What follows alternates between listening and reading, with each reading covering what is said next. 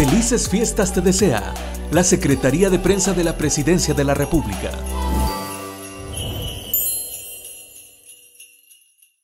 Francisco Alaví, con quien siempre me encanta conversar porque siempre hablamos de buenas noticias. Ministro, buenos días. Buenos días, Marisol, un placer. Buenos días a toda la población salvadoreña que desde tempranas horas está informándose de todas las realidades de nuestro país y sobre todo lo que está aconteciendo en el marco de la salud pública. Se imagina la alegría de las millones de familias que están fuera de nuestras fronteras, que partieron sin conocer toda esta transformación en el sistema de salud en El Salvador. Sí, ha de ser impresionante el poder darse cuenta de todo lo que ahora en El Salvador se está teniendo y de tanta carencia que hubo por años, que ahora ya no es algo que nos afecta tanto a los salvadoreños y que de alguna manera toda esta transformación que el país está teniendo nos da la tranquilidad a todos los salvadoreños y también a los salvadoreños en el exterior, que ahora El Salvador está sufriendo un cambio radical que nos permite estar mucho más tranquilos como población.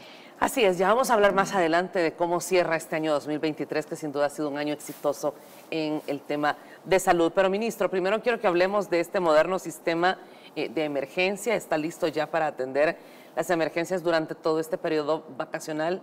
Yo no salgo de la emoción de haber visto la inauguración de este centro, de ver la cantidad de ambulancias. Ya vimos a un helicóptero, ambulancia, trasladando un paciente del departamento de Santa Ana, creería que a la capital. Sí, se ha hecho ya varios traslados, no solo aéreos, sino que son alrededor de 7 traslados marítimos que se han estado realizando desde las zonas costeras, también cerca de 5 aerotraslados que se han realizado dependiendo de la situación en la que el paciente necesita estar rápidamente en la zona de San Salvador, también múltiples traslados de emergencia. Sabemos que es muy importante en ese tiempo, en la primera hora del trauma o en la primera hora en la que suceden las emergencias, pero sobre todo sabemos que hay características en las cuales necesitamos acceder a diferentes niveles de atención. El poder llegar a un tercer nivel de atención o a hospitales que tienen mayores capacidades, como son los hospitales que están en las zonas de San Salvador, es bastante importante. Y es ahí cuando vemos que esa necesidad de poder contar con un sistema de emergencias médicas que dé cobertura nacional. Antes los salvadoreños no podían optar por tener esos mecanismos de traslado que ahora están teniendo a disposición, totalmente gratuitos en todo el territorio y que tiene múltiples facilidades. Recientemente, y eso era uno de los ejemplos, llegamos a través de nuestro sistema de emergencias médicas a dar beneficio a las zonas del occidente del país, pero también se han hecho aerotraslados en la zona del oriente del país. La practicidad de poder tener las bases operativas, del poder tener los protocolos de coordinación para poder realizar los traslados entre los diferentes hospitales, entre las diferentes áreas del territorio previamente identificados con protocolos de seguridad, nos permite el poder hacer esa conexión y el poderle brindar a los salvadoreños una atención de calidad y una esperanza y una oportunidad de vida que probablemente antes ni nos hubiéramos imaginado que llegaríamos a alcanzar en algún momento. Y es que hasta los mejores sistemas de salud en el mundo ofrecen este servicio, pero este servicio no es gratuito.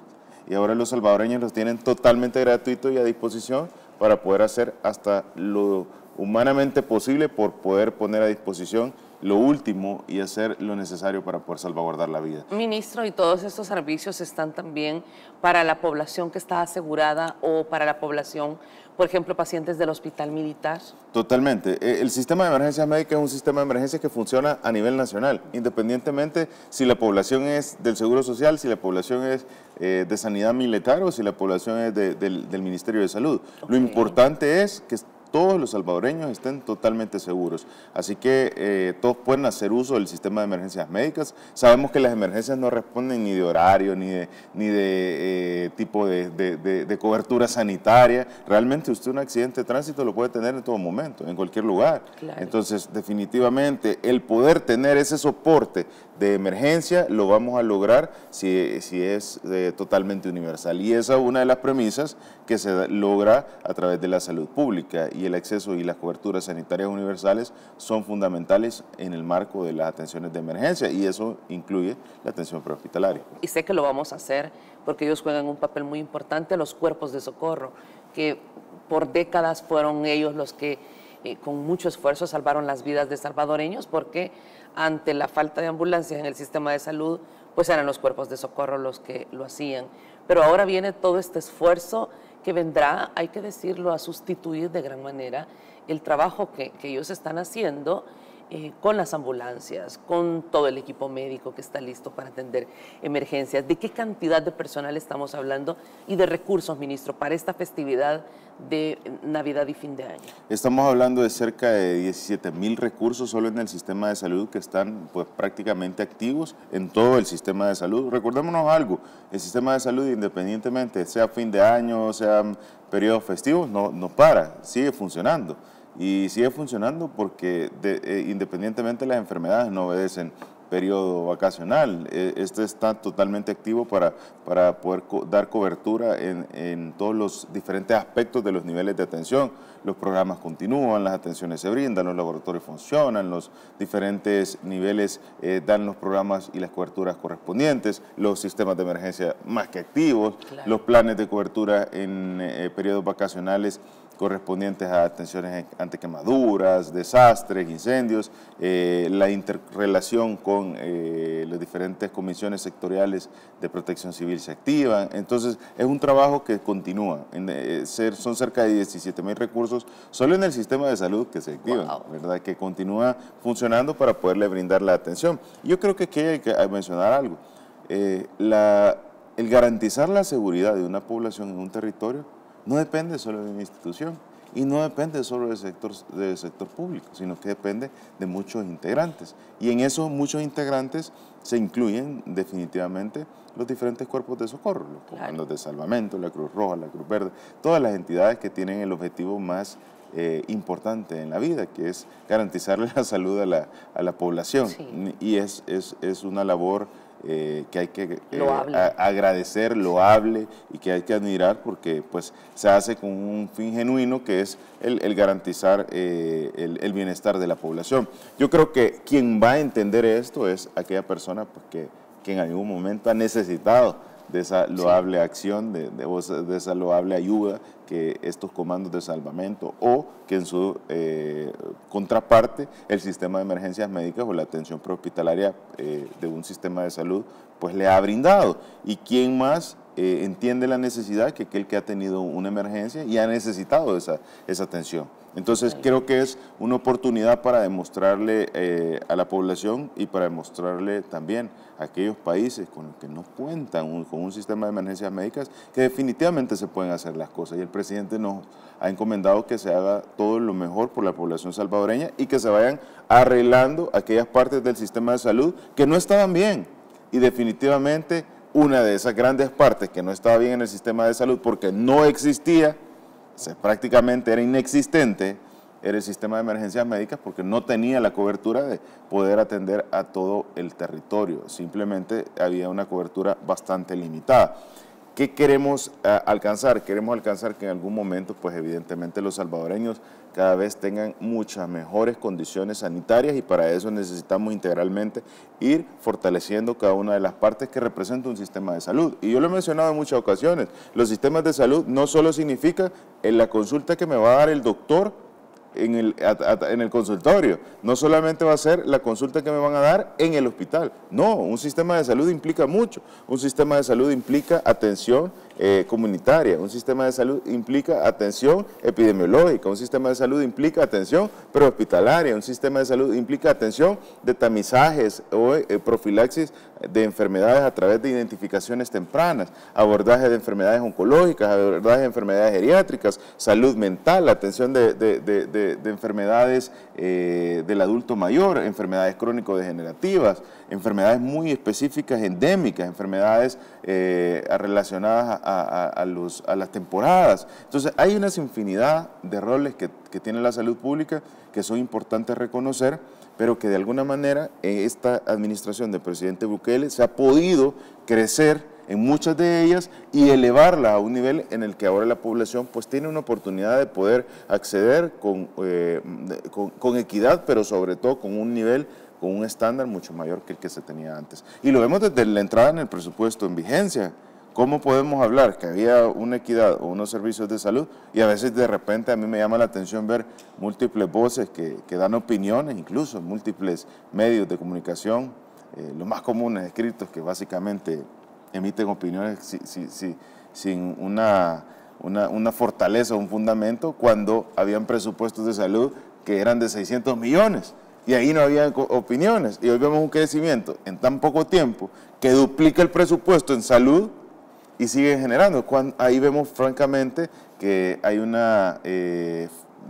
definitivamente un impasse en el cual la implicación política tiene que ver más allá de realmente un reconocimiento objetivo de lo que está sucediendo, cuando el impacto que ahora se le está dando en el enfoque de apoyo a la salud pública definitivamente ha superado por mucho las expectativas que en algún momento se tuvo por años en el sector. Y que, como usted lo ha señalado y lo ha reiterado el presidente Bukele, colocando a cada salvadoreño al centro de todas estas políticas públicas que, como usted señala, eran inexistentes. Increíble que en un país no existiera un sistema de emergencia, que estuvieran todas las ambulancias tiradas en los parqueos de algunos hospitales, reducidos a chatarras, porque era lo que podíamos ver. Ministro, 140 ambulancias tipo ABC, con todos los requerimientos necesarios, 3 helicópteros, 6 ambulancias marítimas, 20 bases operativas, ¿es lo que estará a disposición de todas las familias salvadoreñas? Sí, totalmente, y eso es solo en el sistema de emergencias médicas, y esto hay que aclararlo porque aunque aparentemente una cantidad importante, todavía podemos darle un realce más grande, y esto solo estamos hablando del sistema de emergencias médicas, sin contar las ambulancias que tienen la red hospitalaria, que es totalmente aparte. Entonces, cuando nosotros incorporamos... Pero estas se vinieron renovando en esta administración Bukele. Usted vino entregando posteriormente al tema del COVID, recuerdo en muchas oportunidades. Ambulancias, es correcto. Entonces, al hablar de las ambulancias, nosotros estamos hablando que las 140 ambulancias que ahora cuenta el sistema de emergencias médicas están destinadas solo para las atenciones de emergencias. Aparte de esto, es la flota de ambulancias que tienen la red hospitalaria. Entonces, es una flota que tiene el sistema de salud de ambulancia mucho mayor. Pero solo 140 ambulancias, que son las nuevas, que son ambulancias específicamente para la atención prehospitalaria para la gente. Esto quiere decir que ahora definitivamente podemos hablar de tener cobertura a nivel nacional.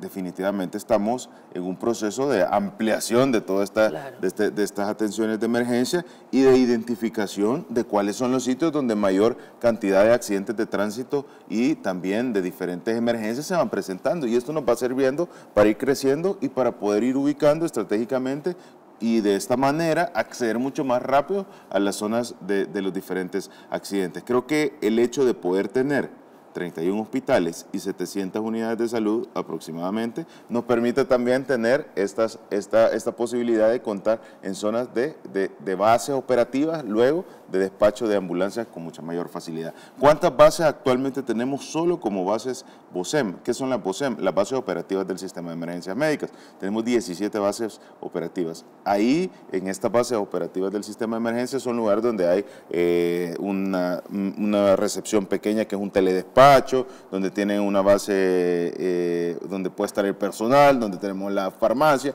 donde podemos tener equipamiento, todo para suplir las necesidades de la ambulancia, porque cada ambulancia usted le tiene que estar dando medicina, usted le tiene que estar dando equipamiento, aparte de esto todo este medicamento se garantiza al 100%, aparte de esto todos los insumos que nunca se habían tenido. Quiero recalcar, nunca se había tenido todo el equipamiento para inmovilizaciones, para poder realizar todos los traslados, para poder tener monitoreo continuo, para poder tener todo lo necesario para manejar una emergencia, se había tenido y hoy se tiene a través de la administración del presidente Bukele, se ha podido incorporar a estas ambulancias. O sea, las ambulancias no solo son el vehículo, sino que tiene todos los instrumentos necesarios para emergencia. Fíjese que es bien curioso, porque cuando usted va a ver una herramienta de una atención de emergencia, no es cualquier cosa. Y nosotros lo veíamos desde una tijera. La tijera para poder atender una emergencia, o las tijeras de emergencia médica, son tijeras el doble de robustas, que tienen incluso dispositivos para que usted pueda quebrar ventanas con la misma tijera, que era lo que observamos anteriormente que se le suplía al sistema de emergencias médicas. Tijeras de las que vendían en las librerías. Entonces, esa no era una tijera para atender una emergencia, era una tijera de consumo de las que venden en la librería. Entonces, definitivamente las herramientas que se le suplían al sistema de emergencias médicas no eran las herramientas para el sistema de emergencias médicas, era una tijera Sí, una tijera, pero no era una tijera para una emergencia médica. Entonces, esos dispositivos no eran funcionales. La gente no tenía guantes, la gente no tenía ningún tipo de insumo que le diera la capacidad de poder resolver ante una emergencia. Entonces, creo que cuando nosotros abordamos un tema, no solo se está tratando de que la gente tenga ahora un sistema de emergencia, sino que tenga el mejor sistema de emergencia médica posible, porque al final lo que está en juego es la vida de la gente. Entonces, para poder alcanzar eso se necesita poner los protocolos, pero también se necesita inversión, y eso es lo que se ha hecho a través de la administración pública. La inversión que siempre.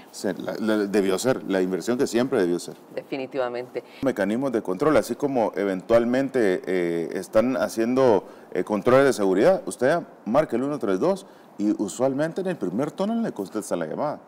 Y es la única manera de poder estar dándonos cuenta si es cierto que el sistema funciona.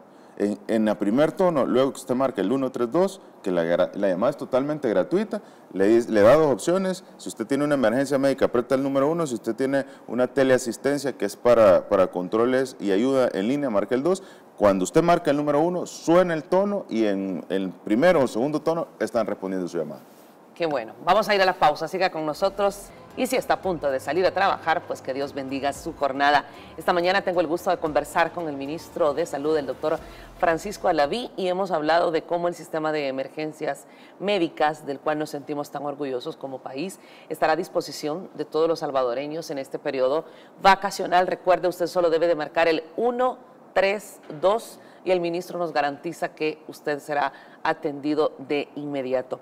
Ministro, todo este esfuerzo que se ha hecho, esta transformación en materia de salud, tiene que ver mucho con este presupuesto que ya lo decíamos desde el inicio de su mandato. El presidente Bukele sabía las paupérrimas condiciones en las que estaba el sistema de salud de los salvadoreños y le apostó al presupuesto. Hoy se espera que se apruebe en la Asamblea Legislativa este presupuesto que, como usted lo señala, duplica a los presupuestos con los que antes teníamos que vivir los salvadoreños en los hospitales. Sí, yo creo que eso es importantísimo, el ver que el presupuesto está alcanzando un nivel mucho mayor del doble de lo que en algún momento se tenía. Esto es una esperanza en el crecimiento de todas las atenciones sanitarias de lo que los salvadoreños pues van a recibir, y lo estamos viendo tangible. ¿De qué manera? Bueno, vemos un nuevo esquema de vacunación que está beneficiando a todos los niños salvadoreños, y no solo a las niñas, sino que también a los adultos mayores a través de la incorporación de vacunas que antes no se tenía. Vemos también estrategias en las cuales está teniendo un impacto y cobertura en toda la familia, como es la ley Nacer con Cariño, Crecer Juntos, Amor Convertido en Alimento, que tiene un impacto positivo. Entonces, el poder ahora tener un presupuesto que ronda ya cerca de los 1.300 millones de dólares, y el poder de esta manera abordar todos los aspectos que tiene la salud pública, definitivamente es un punto importante de partida que le da las herramientas al sistema de salud para poder operativizar el deber ser en el sistema sanitario. Y también que tiene algo bien importante, y es que alcanza la recomendación internacional en el cual se establece que, bueno, los sistemas de salud tienen que tener un porcentaje de su inversión del Producto Interno Bruto que está relacionada a las atenciones sanitarias, y eso se cumple, que pues está rondando un poco más del 5% del Producto Interno Bruto. Entonces creo que es muy importante el ver cómo ahora sí se le está dejando a la salud pública el porcentaje de inversión de un país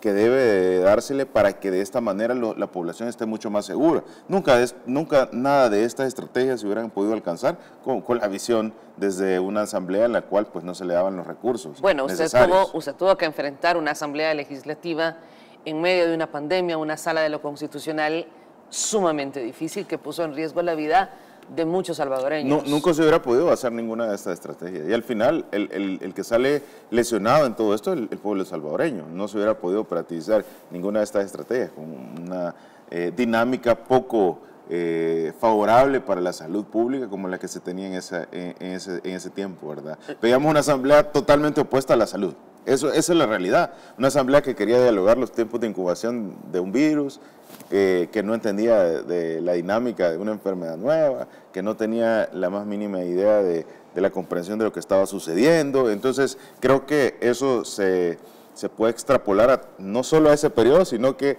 a todos los años anteriores, y vemos el por qué la salud pública no tenía un presupuesto adecuado, y eso se traduce en el por qué los hospitales estaban en las condiciones que estaban. Oh, y esto hay que tener mucha atención y la población debe fijarse.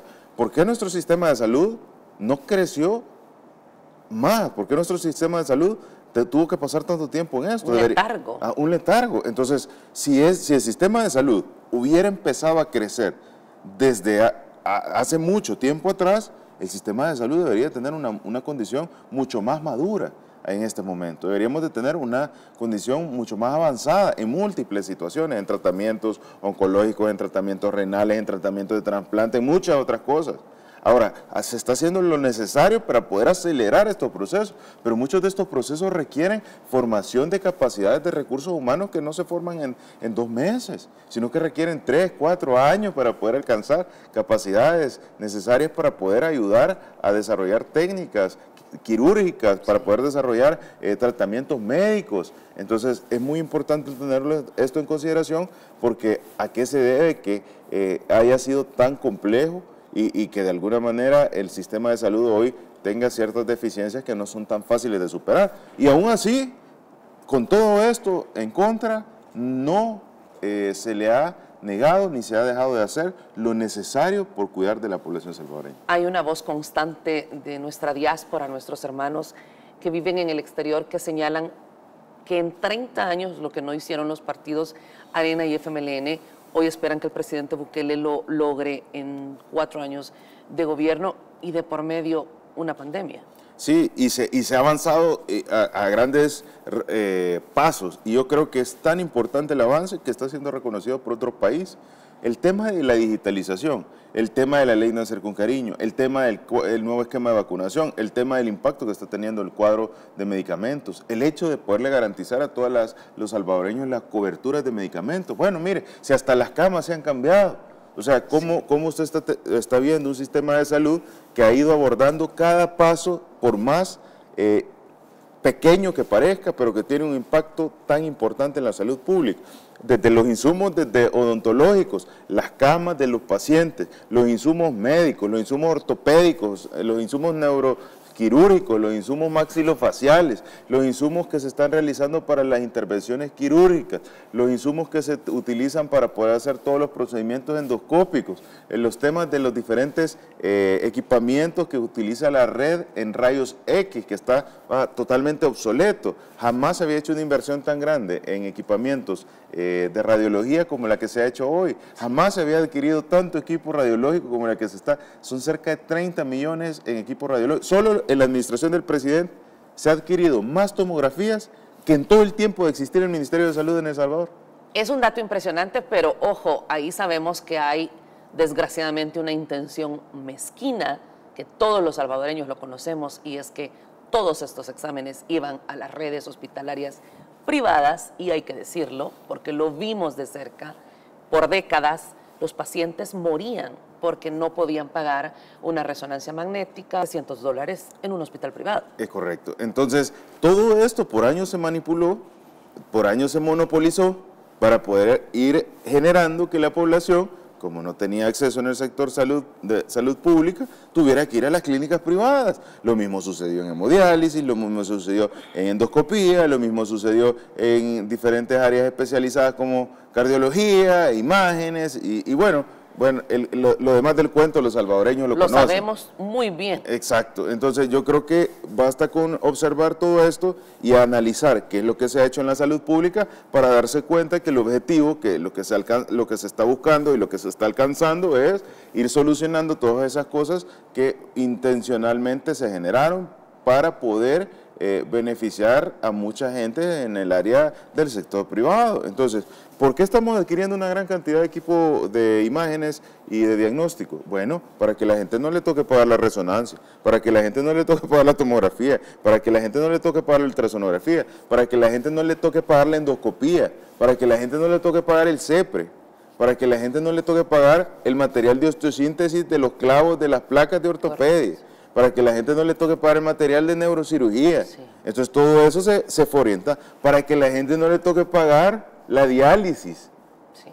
Entonces al final, ¿qué era lo que sucedía? La gente tenía que ir a vender la vaca, a venderla, a empeñar las cosas. ¿Por qué? Porque si no, la única manera era el sector privado. Entonces creo que es muy importante ver que en todo lo que se está realizando el objetivo es ir fortaleciendo el sistema para que la población pues, pueda acceder a esto de manera totalmente gratuita y con un estándar de calidad como si fuera un sistema de salud privado. ¿Y se está aplicando lo que dice el presidente, ministro, cuando él mandata que el trato sea igualitario? Es decir, tenemos este sistema o estos aparatos de imágenes en la capital como en el departamento de la Unión o a disposición de la población de Occidente. Sí, totalmente. Y un ejemplo de esto es, por ejemplo, por el caso del nuevo equipo en el Hospital de San Miguel.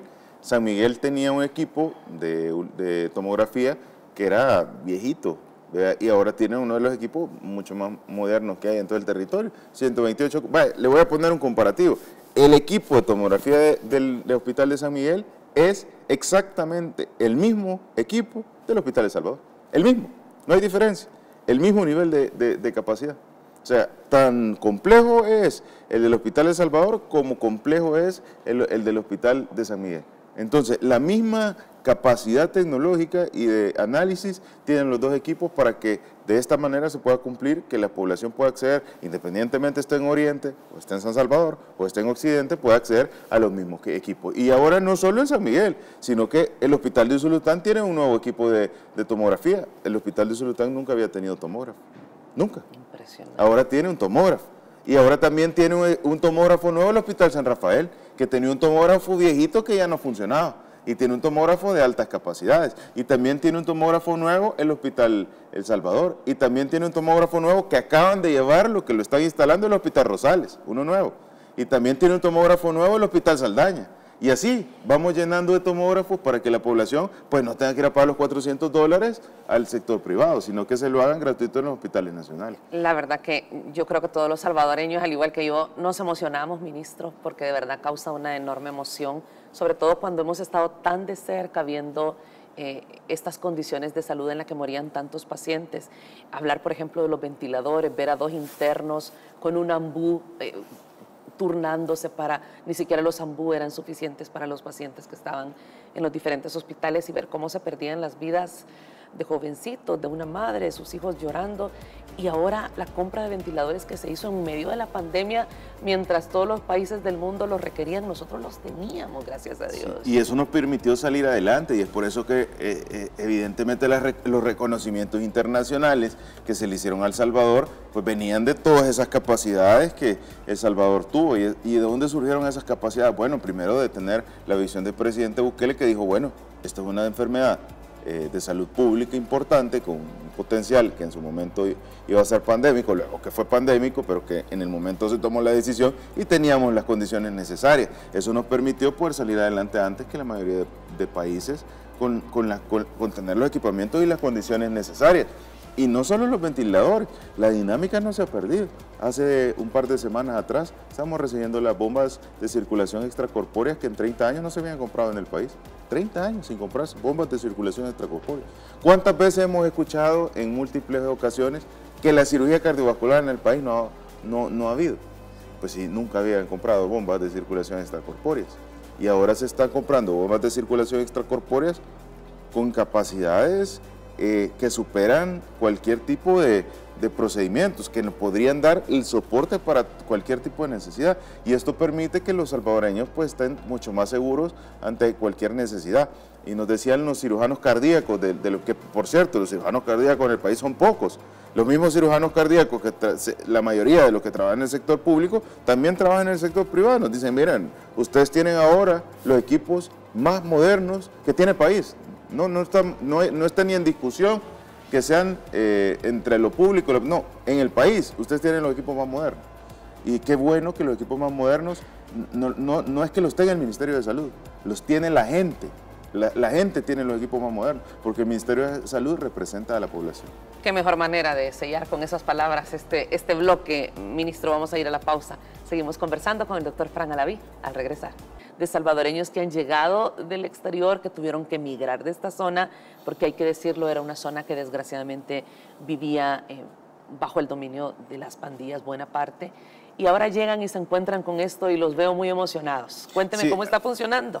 Ha sido bastante impresionante toda la atención que está dando la isla el centro de atención de emergencia de la isla Tasajera, incluso hoy se ha vuelto un referente. Antes las familias de todas las islas nos decían, bueno, esto era una oscuridad total a altas horas de la noche y definitivamente uno sabía que ante una enfermedad era difícil salir de las islas y a veces teníamos que esperar básicamente toda la noche en las casas para poder desplazarnos hacia las zonas de la Costa del Sol y luego poder recibir una atención. Y ahora vemos, y de repente está la clínica y vemos como un punto de esperanza donde podemos... Es un faro de esperanza donde podemos recibir las atenciones. Y yo creo que es bien interesante ver cómo esto se ha vuelto un punto de referencia en toda la zona de las islas, en donde cualquier situación se acerca. Y es bien interesante ver que las atenciones que se están generando día a día son importantes. Estamos ya ante situaciones en las cuales pues se han dado de todo tipo de emergencias, desde sutura,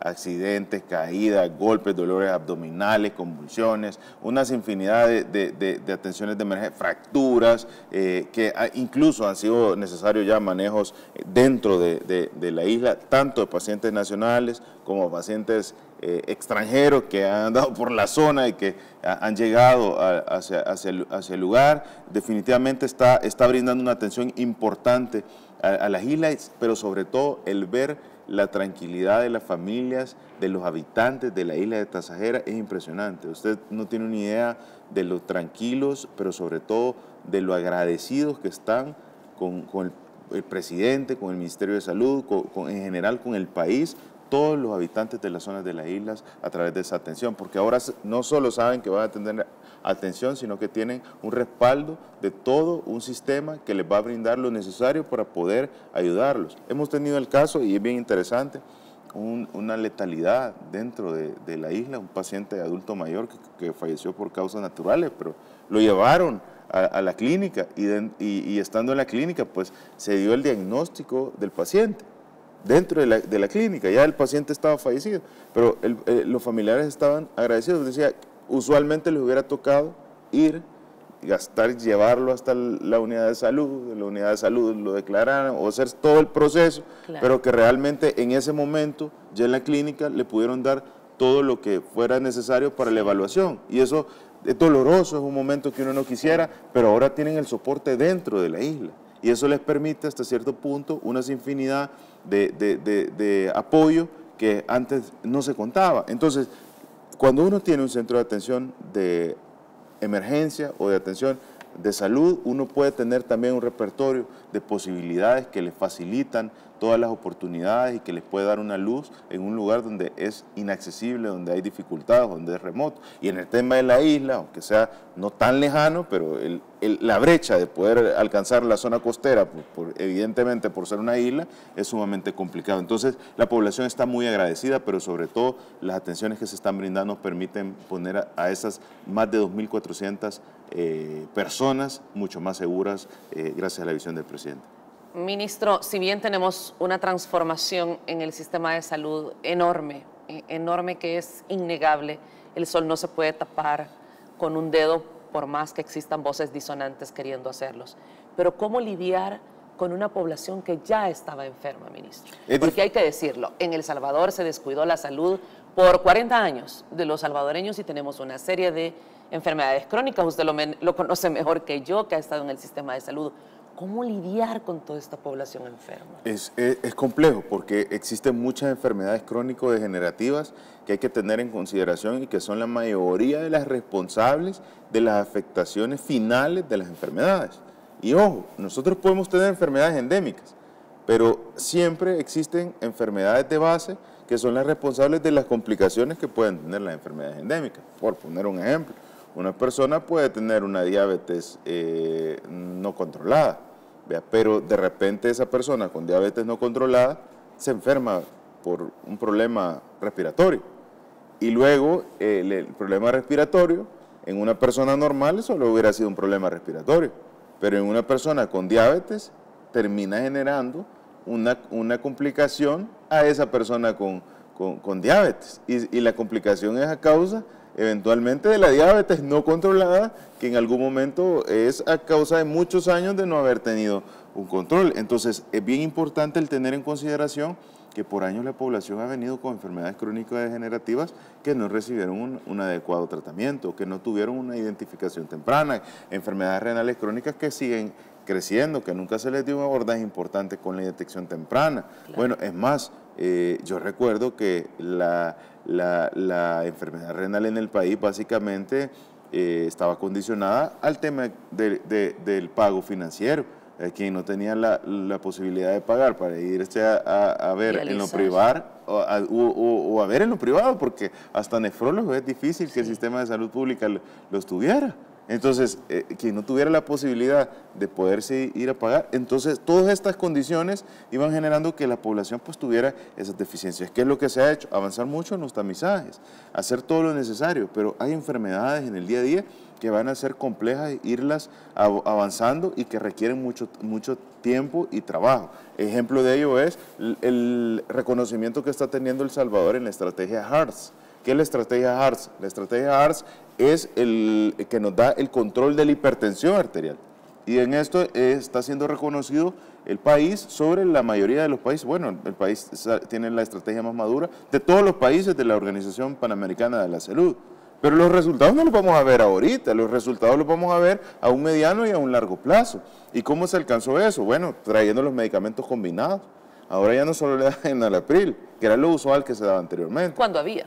Cuando había. Hoy existen no solo el enalapril, porque el enalapril tiene indicaciones, pues hay el enalapril sigue siendo, no digo que no sea un buen medicamento, pues sigue siendo un buen medicamento, pero hay mejores medicamentos o hay indicaciones de otros medicamentos, y existen otras terapias que complementan todo esto y que permiten darle un mejor tratamiento. Vacuna del neumococo de 23 valencias, detección a través de un buen equipo para la toma de la presión arterial, capacitación de todo el personal. De esta manera vamos abordando que la mayor parte de la población esté controlada. Y con esto, ¿qué se alcanza? Al final, disminuir la cantidad de personas que ante una enfermedad endémica o un detonante, como puede ser un problema de cualquier índole del día a día, no terminen con una complicación de su enfermedad crónico-degenerativa. Hay un gran trabajo por hacer, sin duda, pero se está haciendo. Vamos a la pausa, ya regresamos. En el descenso, y más que todo en el descenso de las temperaturas, o en los cambios bruscos de temperaturas, hay incrementos en las enfermedades respiratorias. Y esto es muy importante, porque esto puede generar que la mayor parte de los grupos poblacionales traten de resguardarse. Cuando las poblaciones se resguardan, hay mayor facilidad de transmisión de las diferentes enfermedades virales. Esto es muy importante. Y las enfermedades virales, si bien es cierto, la mayor parte de las enfermedades no necesitan algún tipo de tratamiento, pero sí pueden ser predisponentes a que existan luego sobreagregantes de infecciones bacterianas. Y esas sí requieren eventualmente algún tipo de tratamiento. Entonces, ¿qué debemos hacer sobre todo? Bueno, si identificamos que existe un problema respiratorio en aquellas poblaciones vulnerables, ¿quiénes son las poblaciones vulnerables? Adultos mayores, niños, personas con enfermedades crónico-degenerativas, hipertensión, diabetes, dislipidemia, enfermedades pulmonares obstructiva crónica, todo esto consultar oportunamente, porque esto previene que nosotros lleguemos a una de las complicaciones más importantes en las enfermedades pulmonares, y esa cuál es la neumonía. La neumonía nos puede llevar a una situación o a una posición en la cual evidentemente podamos tener una complicación.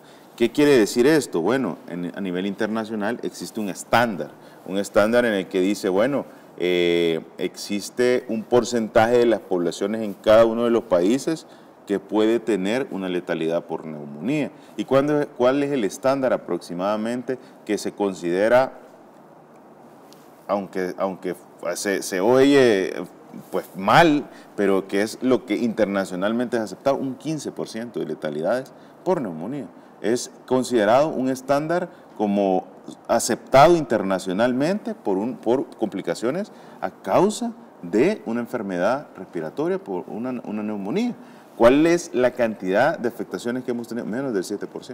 ¿Esto qué quiere decir? A pesar que en El Salvador pues evidentemente tenemos neumonías, evidentemente tenemos afectaciones, estamos por mucho menos abajo de lo que el estándar internacional dice. ¿Y esto cómo se alcanza? Bueno, tomando las recomendaciones que los salvadoreños han venido realizando. ¿Qué podemos decirle a la población en este periodo en el cual las temperaturas generan descensos?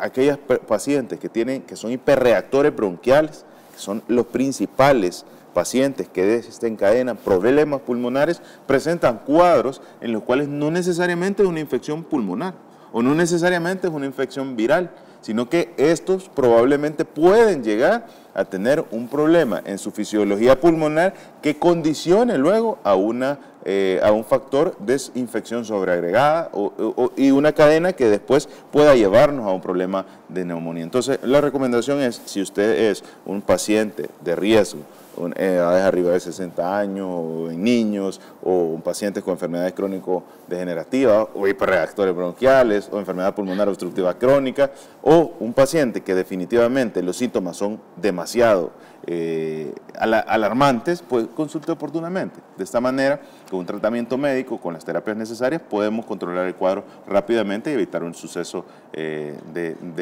emergencia o incluso una letalidad.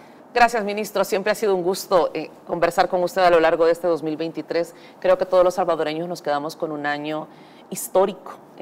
Los tiempos del presidente Bukele, donde se ha enfocado y ha puesto su mirada en el bienestar de los salvadoreños. Yo le aprecio mucho, ministro, y de verdad que agradezco todo el trabajo que usted, junto a todo el gran equipo del Ministerio de Salud, han realizado en este año 2023 por y para las familias salvadoreñas. Que Dios lo bendiga, ministro.